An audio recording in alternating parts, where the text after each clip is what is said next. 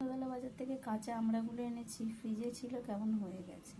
তো সব কটা বার করে নিই। তো আজকে ভাবছি আমরা এই কাঁচা দেশি আমড়া দিয়ে কিছু একটা বানাই। চলো দেখা যাক কী বানাই।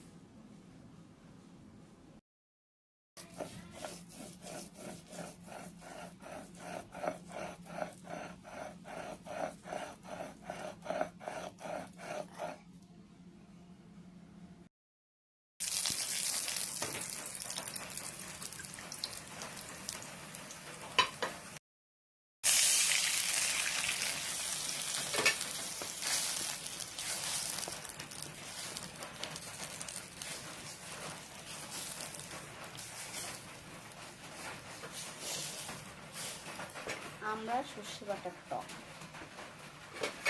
আমার মা খুব এটা বানায়।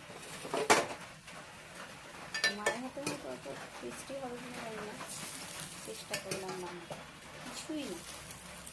আমড়াটাকে কেটে নিয়েছি, ধুয়ে, আর সর্ষে বেটে নিলাম শিলে। এটাতে আমার পেঁয়াজ বাটা যায়, তো আমি ভাজা পেঁয়াজই দিয়েছি। এটা ফুটে উঠলে আমড়াগুলো দিয়ে দেবো, হলুদ দিয়ে দেবো, নুন চিনি দিয়ে দেবো, বেছে আমড়া সর্ষে বাটা।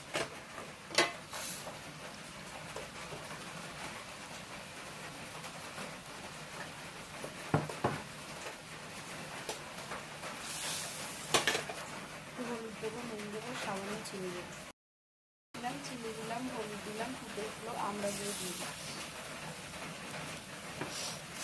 আর যেটা যত পাতলা করবে যত খেতে টেস্ট হবে, একদম পাতলা করে দিয়েছিল এই ঝোলটা। আর